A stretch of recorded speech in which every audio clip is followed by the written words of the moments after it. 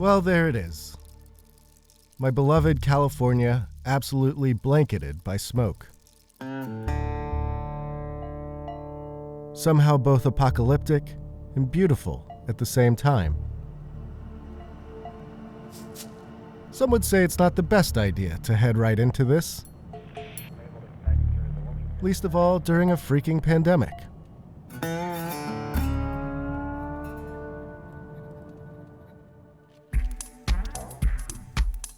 But here I am, with my mask collection, double pumps of hand sanitizer, and my RV bubble that contains these two fine companions. Like me, they have been tested, layered with protocols, and chosen to interact with the world. Our mission is to head out on Route 395. It's a road that runs down California's eastern spine and that offers up unfair amounts of spectacular sights. The kinds of things that still produce wonder amid a smoky haze. I mean, come on. Along the way, we'll be visiting some of the tech world's outliers, people that like to live and work on the frontier. They're folks trying to feed the planet, fix it, or if need be, just get off it. If thinking different is your thing, then here we go. Show us the way, rented RV with your included dashboard ornament. Show us the way.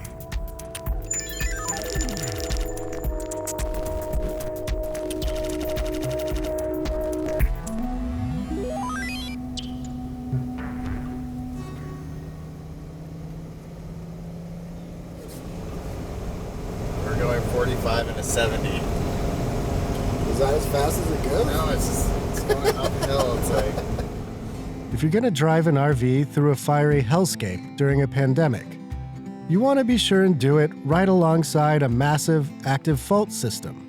In this case, may I present the Walker Lane, which is often found hugging Route 395. While not as well known as, say, the San Andreas Fault, it's the Walker Lane that gives 395 much of its charm. We're talking hot springs, extinct volcanoes, and mountains. And we're talking more apocalypse, because it's now thought that the Walker Lane may result in Reno ending up as a beach town. Who predicts such things? Well, for one, this man, geologist James Faulds, who forced me to climb his hill near Reno to learn about the fault. We are in the middle of the what's called the Walker Lane. It's a big belt of faults in western Nevada, also eastern California. The San Andreas accommodates about 80% of the motion between the Pacific and North American plates, and about 20, maybe as much as 25% of that motion is over here on the Walker Lane. Faulds is one of a growing number of geologists who have become obsessed by the Walker Lane fault and what it could mean for residents of California and Nevada in the distant future. People focus so much on the San Andreas Fault and what this could mean in 10 million years to the geography of the United States and California. But I mean, there is the potential that this fault could be even more dramatic if some of these theories are right. We know the Walker Lane is growing northward along with the San Andreas. So they're scheduled to meet somewhere off the southern Oregon coast in about maybe 7 or 8 million years. And what does that look like? Well, when that happens, what some of us think will occur is that the entire San Andreas then will sort of rip up through the western part of North America or the US. And it'll strand California off to the west. I mean, the Pacific Ocean ends up kind of rushing through parts of Nevada, right? Well, or is this controversial? It'll be a slow process, but we may have beachfront property in Reno someday. This fault also sort of brings along some opportunities, right? We have these crustal motions in the region, and in Nevada there's a stretching of the crust, stretching in the horizontal dimension, and that helps to kind of dilate or open up faults. And that brings hot water up closer to the surface, and then that can be tapped for geothermal energy. What's that, Jim? Did you say geothermal energy? Well then, Let's have a brief musical interlude as we gaze upon the nearby geothermal plant of Ormont. It's got everything. Awesome fans, really awesome fans. Wells that tap into geothermal brine 10,000 feet underground. Sweet, sweet pipes and transmission lines. Turbines that you can't really see on either side of this generator. Enough juice for 22,000 homes. The Walker Lane Fault in action. Back to you, Jim. And then part of the reason there was any controversy, or we didn't even know that much about this fault, was 20 years ago. It was much harder to gather data about this kind of thing. The fault wasn't as clear when you looked down. And so what is this device? This is a GPS station, so it's actually communicating with satellites. Its position is changing through time, and those satellites are tracking those changes down to the scale of millimeters. How many are monitoring the fault? There's 400 of these sensors in this region in a network called magnets. These stations allow us to sort of focus in on maybe what the most important part of the region might be. Like how much activity are people around here seeing as a result of the fault? Nevada is the third most seismically active state after Alaska and California. After our chat, James drove off and left me with that unique brand of existential dread that comes from learning about the perils of your surroundings and what will befall humankind. To get rid of all that, I had only one option. A night spent at the splendid Grand Sierra Resort and Casino RV Park, where, as it turns out, you can still get DoorDash and eat your sorrows away. All right, let's see what it says to find JB. Google Maps will get you close to the mailbox, but not exactly there. Expect a long gravel driveway. You got it? Yeah. From Reno, we headed south to Carson City. Well, like the outermost edge of Carson City, where an old friend is engineering a most unique existence. Today, we're a little bit outside of Carson City, Nevada, going to the house of JB Straubel. He's a guy I've known for a long time. He was one of the first employees at Tesla and the longtime chief technology officer. I always thought of him as the heart and soul of Tesla because he was this guy who, even before Tesla was a real thing, he was obsessed with solar-powered cars, with taking lithium-ion batteries and using them to one day reshape the automotive industry. He was kind of the dreamer behind the technology in the whole electric car revolution. A couple years ago, he decided he was going to go out on his own and start a new company around recycling all these lithium-ion batteries that he helped create. We're going to learn a little bit more about his life, and then we're going to go see his new factory as well. What is that, Model 3? Yeah, looks like it. Oh, There's one Tesla, two Teslas, three in the back. Hey guys, how are you? I'm good. Thanks for letting us do all this. Yeah. You've like always constantly got some project going on at home or one or another? I mean, I love building things and, I kind of do this sort of stuff to relax. This is the current project. Yeah, this is just sort of a side fun project, but it's an interesting experiment, and being able to do this, cheaply and quickly and find ways to deploy solar without heavy equipment, and it's just fun. And then even though you ran Tesla's energy division, you still you're building your own battery pack, right? I don't know, I find more fun in the process, you can pay someone to do something and then it's just done, but I think it's almost more the journey and the mental exercise of thinking through it. JB started coming out here as Tesla began building its massive gigafactory battery plant.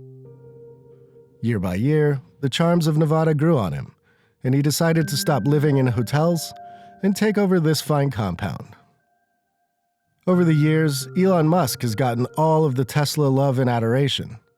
Meanwhile, JB quietly did his thing in the background.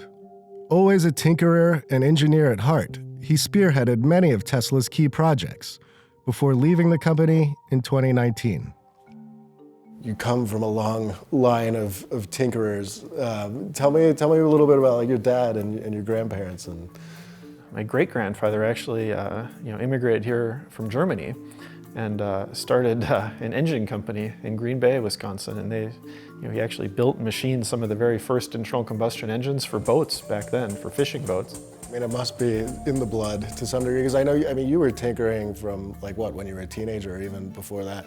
I just enjoy it. It wasn't necessarily a means to an end. It was just something fun to do, and building things, taking stuff apart. It's what I do for fun. Even in the early days, I still remember my dad taking me on tours of power plants when I was like this tall and didn't know quite what I was looking at, but I thought it was all super cool, and actually really loved chemistry in high school. That was probably my favorite subject back then. And I had built a whole chemistry lab in the basement and was trying to learn about all that on my own and understand batteries and electrochemistry stuff even back then.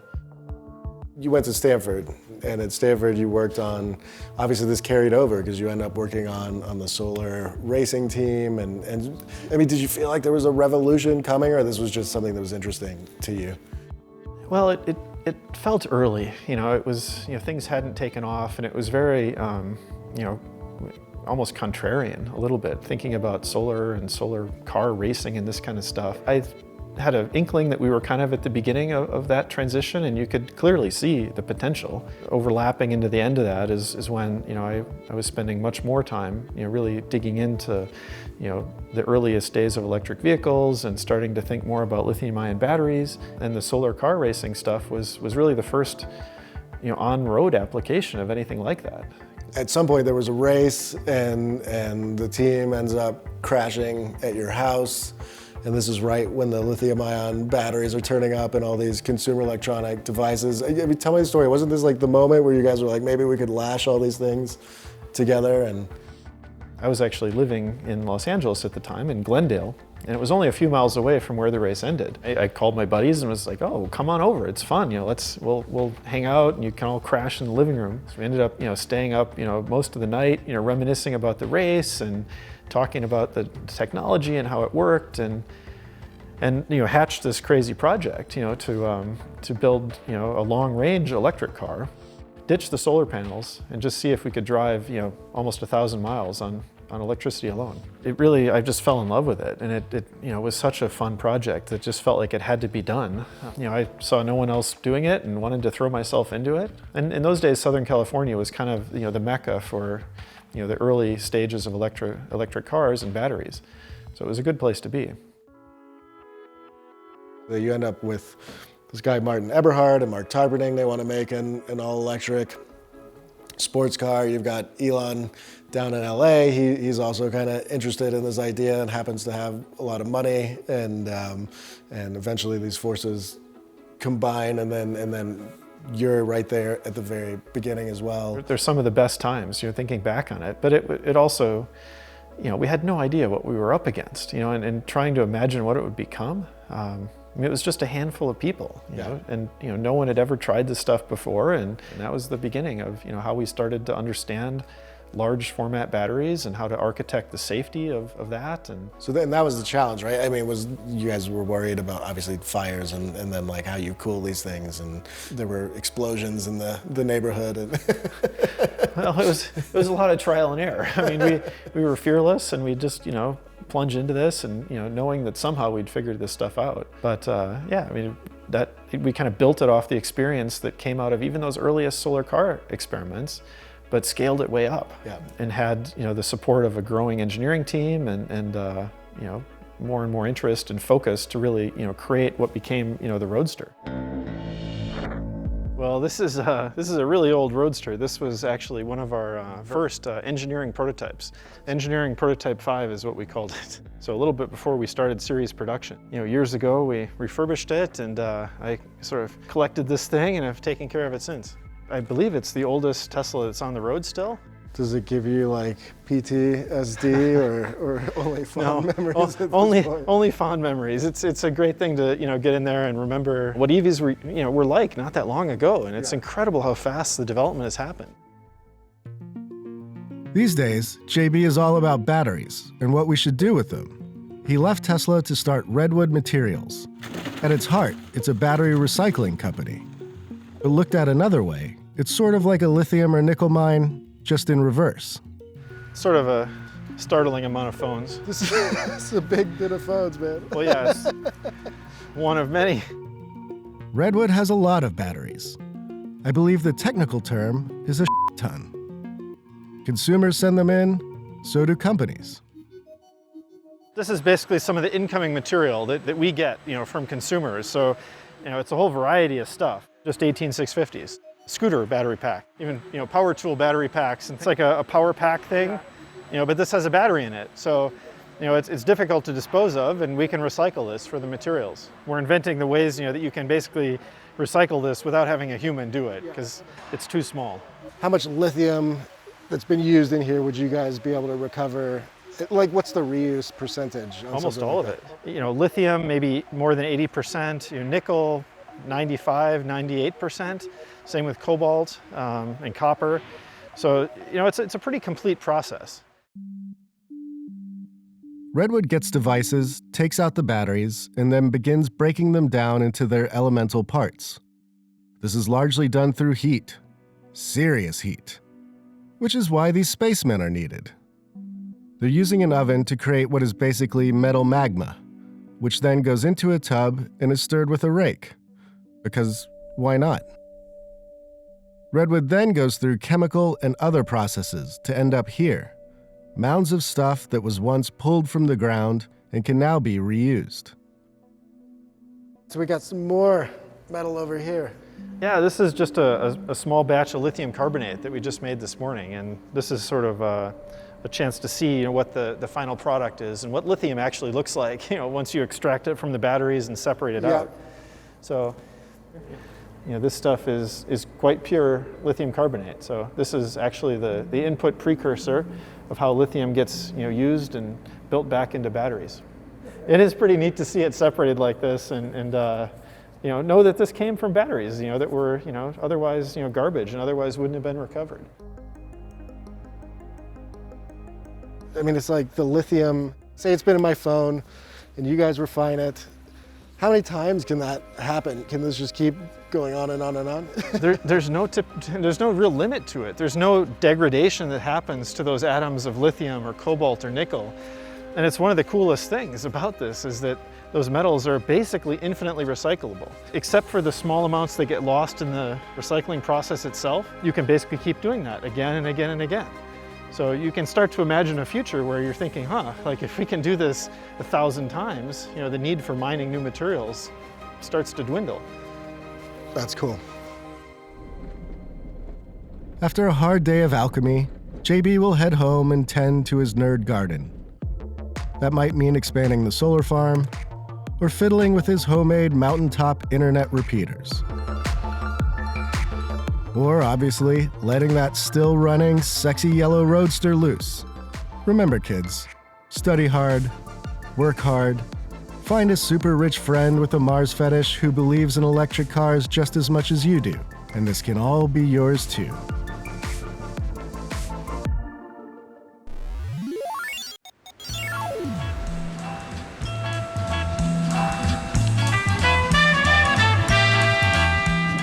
If you visit California, you might be inclined to go to Disneyland, or jump in your convertible and take Highway 1 up the coast, or maybe make a pilgrimage to Yosemite.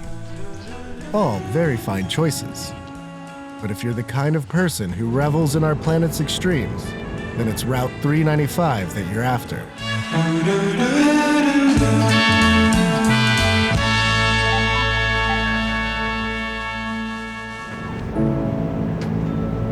This one glorious road will carry you from Death Valley's desert floor to sky-high views of Mount Whitney.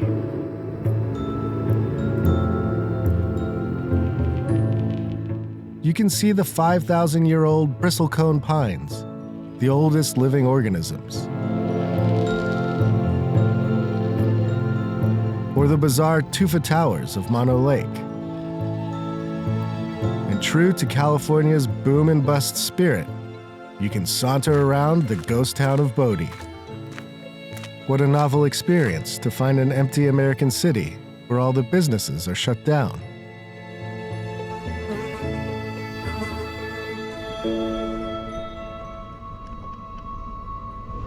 To do 395 upright, it helps to have a guide. And mine is a man named Jan. And his crew, It's a mess back here. Heron Let's tidy up first. and Lemmy, the hardest partying dog of all time. Jan agreed to show me some of what 395 has to offer, but only if we agreed not to disclose any locations.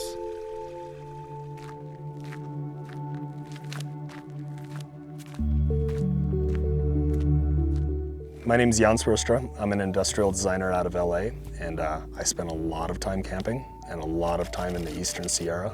It's a place I love, and sometimes I'm known as 395 North because Instagram. my Instagram account, and I don't like to be known as that, but I'm trying to use it to set a good example and do more with it than just social media. Where did we end up camping? We got here late last night. I wasn't even sure where we are. This is BLM land, right on the outskirts of National Forest, and it's one of my favorite places in the world. Basically, everything outdoors wrapped into one. Yeah. You know. Good thing about California, man. Oh man, we have so much national forest and public land Yeah. that you can literally just cruise out and find a place to camp. It's ours. What I wish was mine is Jan's sweet truck. It's a 2019 Ford Ranger. Has about 200 watts of solar in it and a fridge, and has everything that an RV has except for a toilet, Yeah. but just on a smaller, simple scale. And you drive us around day to day in LA. Yep. And then just roll out Yep, when you want. It's my daily driver.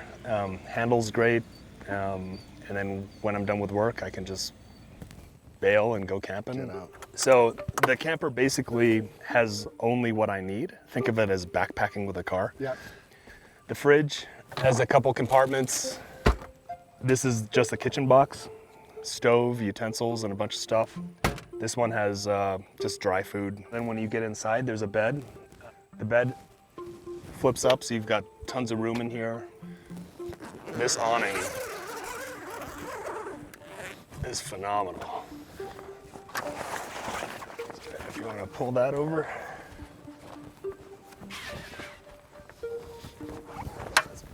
That is cool. We just pop that up. Sorted. So, home on wheels. Yeah. This is my vacation house. Dude, it's so nice, man. Even with his nomad lifestyle, Jan faces the same big question as the rest of us. Do the internet and smartphones have to ruin everything? When you find the super special, beautiful spots, is that you busting out a map and like looking where it might be cool to go, or is it word of mouth and just getting to know people, the locals? And If I see a dirt road, I just want to go down it. So a lot of it's just aimless rambling. It's a desire to just see something. Check that out.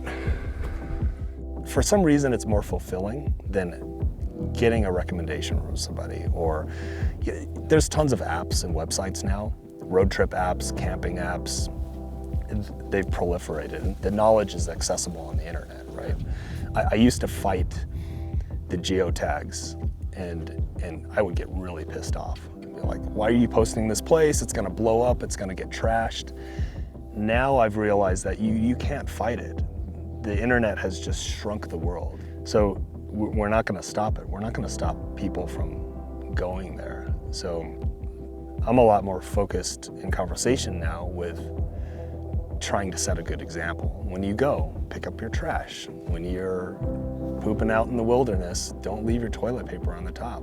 Make sure you follow, good steps for leaving no trace. As a thank you for this quick guide to pooping etiquette, we made Jan, Heron, and Lemmy some tacos. And we all took in the night sky and knocked back a couple of drinks. Take that, Apocalypse.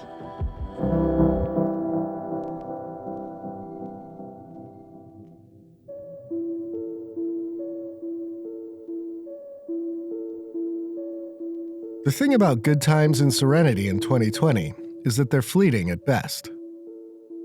After we split up from Jan and continued on our way, smoke started to envelop us.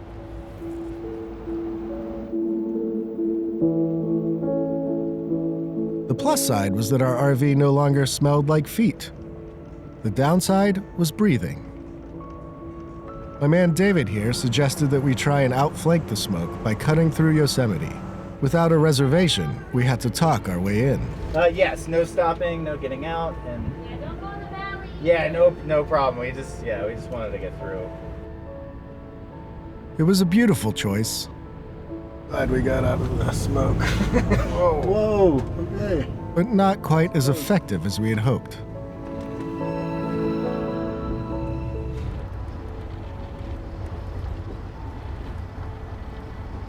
Fast forward 4 hours or so, and we had managed to trade the smoky majesty of Yosemite for the smoky, Look at it. strip malls of the Central Valley. We have made it sort of out of the smoke, all the way across Yosemite National Park and here to the gorgeous Central Valley of California. We're off to see a kind of surprising tech startup that is making some pretty strange machines to serve all the growers out in this region.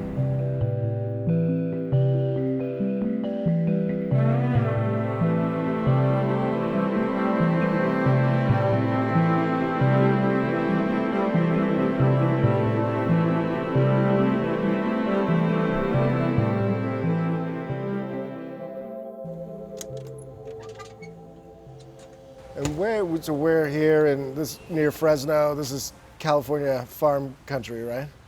We're just south of Fresno, a town called Kingsburg. So we're right in the Central Valley of California. Very, very large farming valley here. It's kind of considered the breadbasket of the world. The Central Valley stretches out over about 20,000 square miles, and the farmers here produce about 1/4 of the food that Americans eat, including a whole lot of fruits and nuts. Tell me a little bit of the background of Gus. I know some of this is like a family business. The roots of this go back a ways. Tell me kind of like how we got to what's essentially like a startup, I guess. Yeah, definitely. So the founder of our company is Dave Crinklaw, and he started the business back in 1982. He started with is basically with his dad was commercial spraying of trees and vineyards. Got to the point where our biggest challenge was labor, just the shortage of it, really. He was forced into innovating, and he had had this idea for quite some time about doing a driverless sprayer, and it finally got to the point where he said, you know what, I either got to get out of this business or I'm going to innovate. Organic or not, crops need to be sprayed, and this process has to take place a few times a year. This means hiring a lot of people to work long hours under serious pressure. And so, just like the tech bros to the north, Gus decided to solve all of its problems with robots. On this like labor point, you guys have set this up where you can have somebody in a truck and that one person can monitor, I think like 8 of these. In order to operate Gus, you have one guy or girl that sits in a pickup and they monitor from a laptop computer. So that person is basically just watching all the vehicles on the screen. They can monitor up to 8 of them at a time while they're out there spraying in the orchard.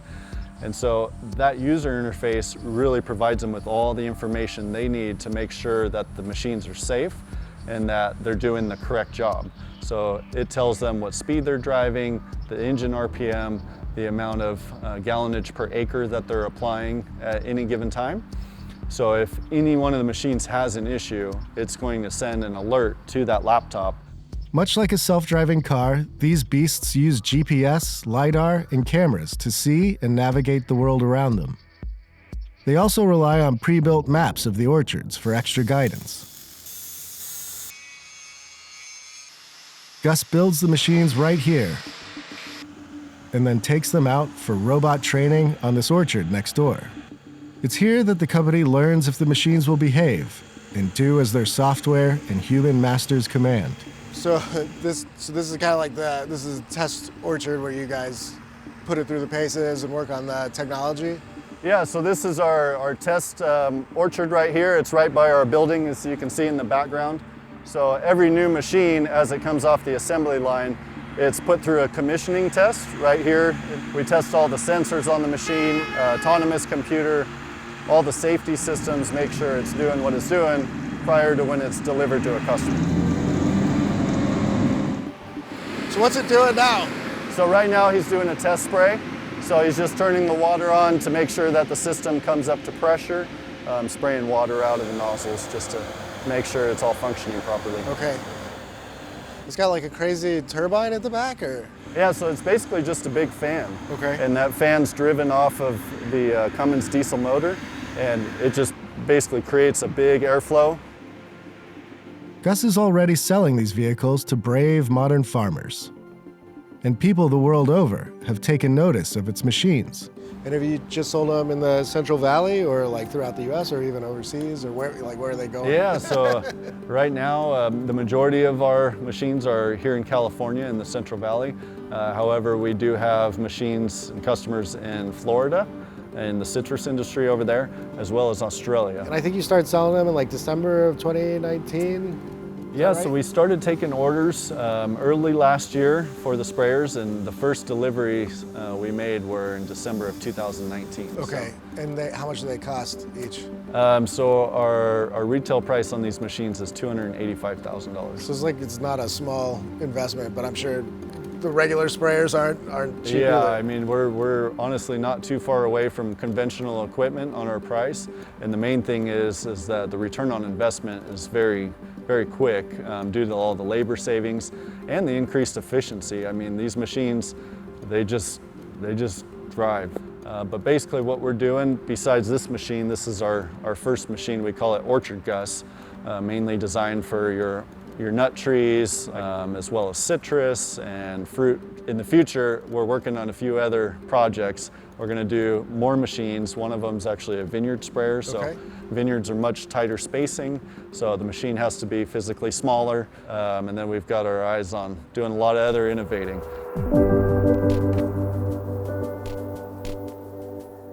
That right there, friends, is a Central Valley farmer putting his whole fruit basket on the table. Gary's TED Talk can't be far off.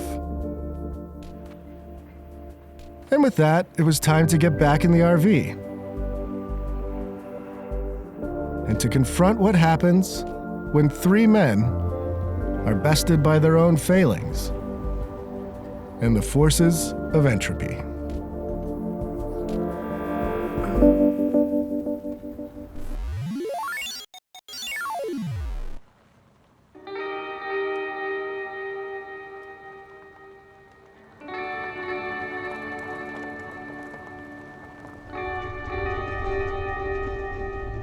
Ah, the perks of RV life.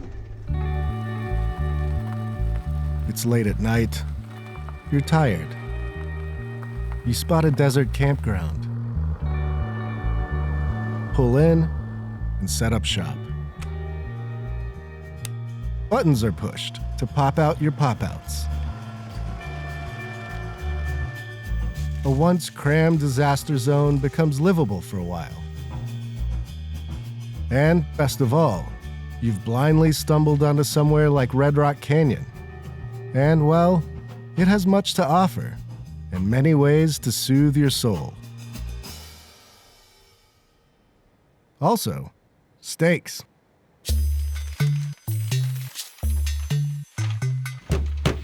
Make a couple ribeyes, some mac and cheese. It's like our first real food we've had in a few days. It's not a sandwich.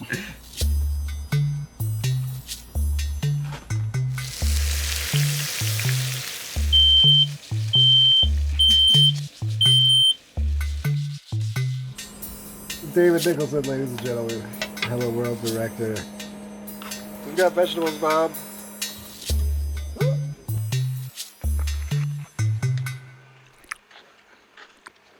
This is good.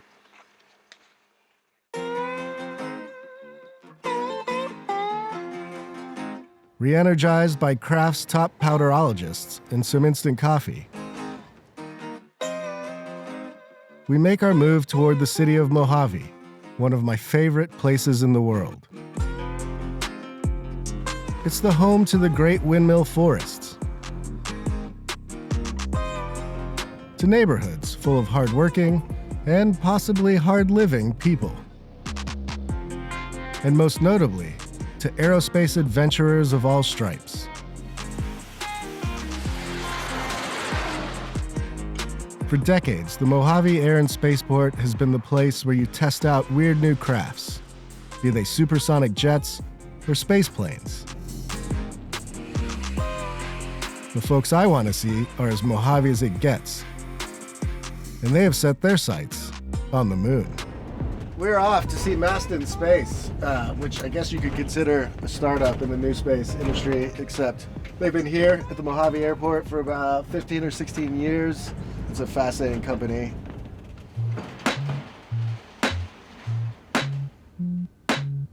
Maston Space was founded in 2004 by this guy, Dave Maston. It is said that he is shy or elusive or both. So here I am with this guy, Sean Mahoney, the longtime CEO of Maston. This is where Maston started? Yeah. This was the original building. We've reconfigured things, but it was a garage rocket company, literally in the garage. Very hands-on, gritty, get it done, rather than the, white lab coat kind of thing.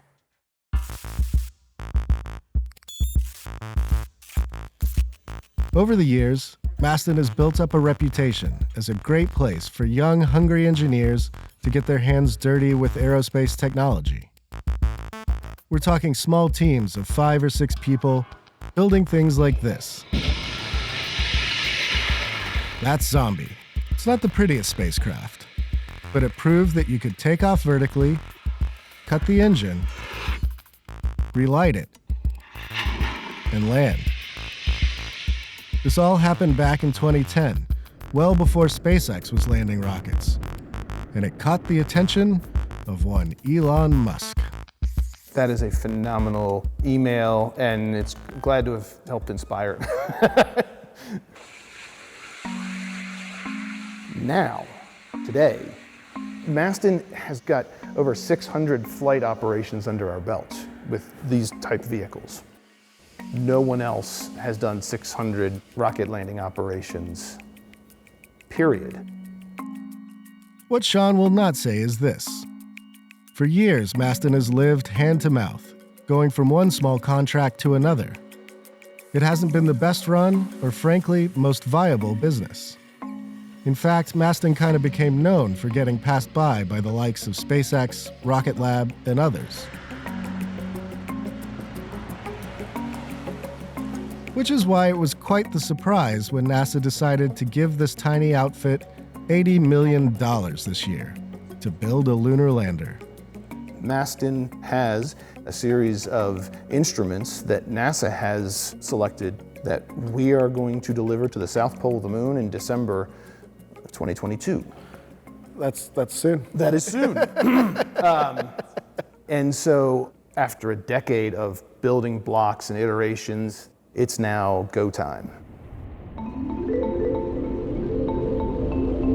We're purchasing the ride to point us at the moon. So inside of a SpaceX fairing. Yeah, and then our craft will do the corrections, bring us in, put us on the surface. And I think it's going to fly 9 scientific apparatus, is that right? We've got instruments that are going to be trying to scan the surface of the moon from on the lander itself, but being able to execute that landing is going to be the tricky part. And we've got a couple different landing sites that we're still kind of looking at. Despite the massive contract, Maston's digs are as humble as ever. And its grit, still very gritty. Are these guys getting ready for something? This is a small rocket engine test rig. Okay. This is where we learn and practice and get that real world experience that's not the stuff that's in the textbook. One of the beautiful things about operating in Mojave, we have a test site on the other end of the airport. You hook it up, you drive it out, you do the test. There's no getting on a plane, there's no shipping, it's right here.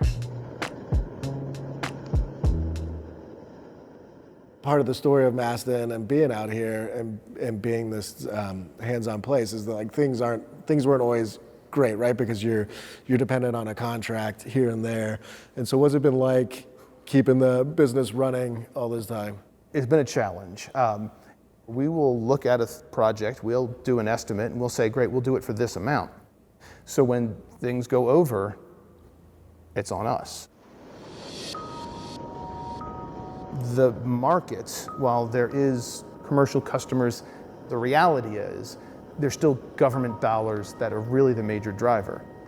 Now, with NASA kind of as the anchor customer for some of these missions, there's a market that's established.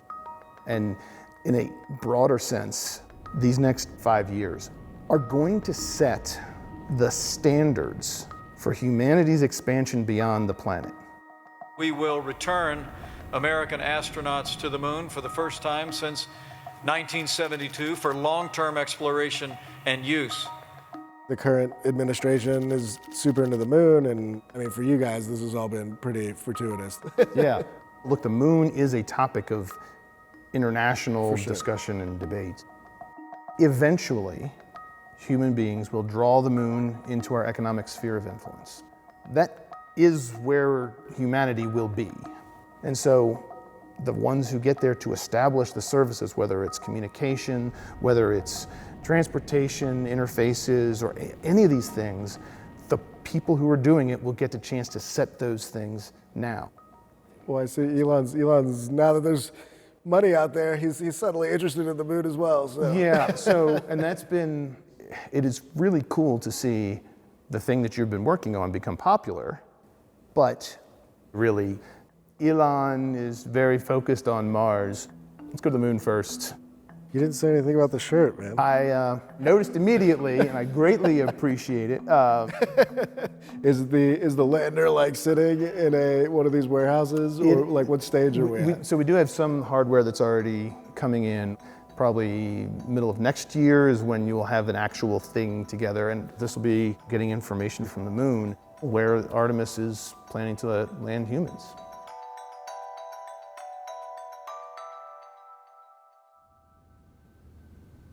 Maston's survival seems assured for now.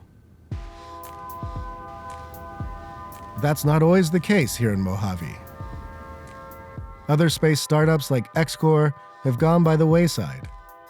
And companies like Virgin have spent more than $500 million trying to reach orbit with little success. The biggest risk takers, though, are humans, like Elliot here, because he's a test pilot who volunteers to put his life on the line.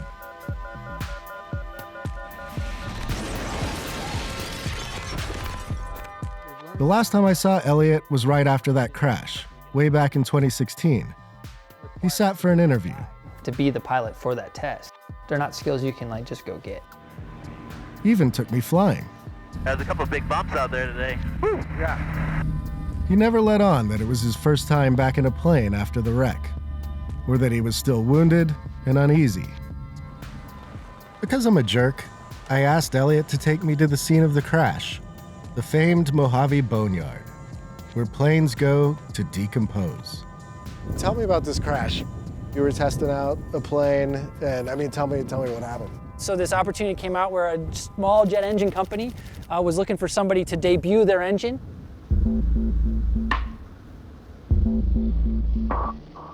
We flew the airplane successfully 2 times, and then the 3rd flight, we had an engine failure, and I ended up weaving my way between the tails of the 747s here in the Boneyard until I could find a soft spot to put it down.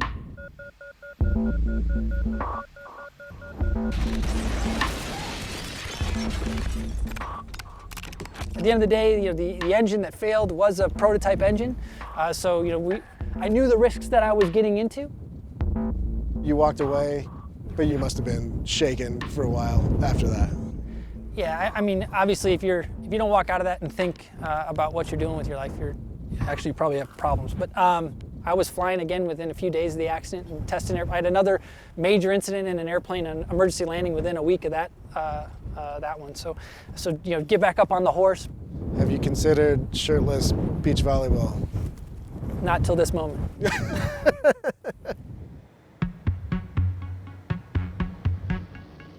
Unlike many test pilots with military training, Elliot is actually an engineer who's had to work his way up into the test pilot game.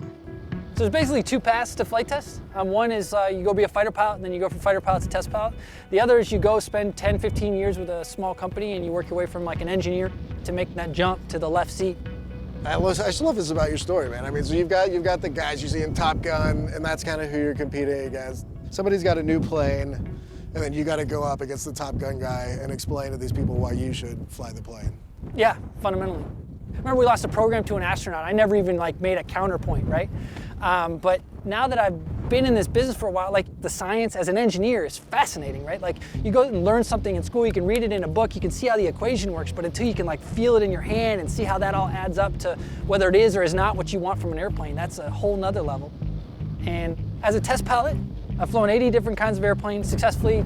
I've got 11 first flights. So that means you're like the first person to take the machine up. Yeah. Mojave's had this mythic status, you know, of this is where you come to do the most groundbreaking work and to push machines to their edge. I mean, is that still the case? I think there's no question that Mojave is absolutely on the radar right now. I mean, the whole world's watching to see what comes out of Mojave. This is very desolate land where you can play and do things you can't do other places on the planet. And it attracts like big ego dudes, like, you know, frontal lobe kind of guys. And to be able to get a bunch of smart dudes pointing in the same direction, go make something fly that doesn't look like it should, that's a hard thing. And it's very rewarding when it works, and when it doesn't, you can spend an eternity thinking about how it all added up against you.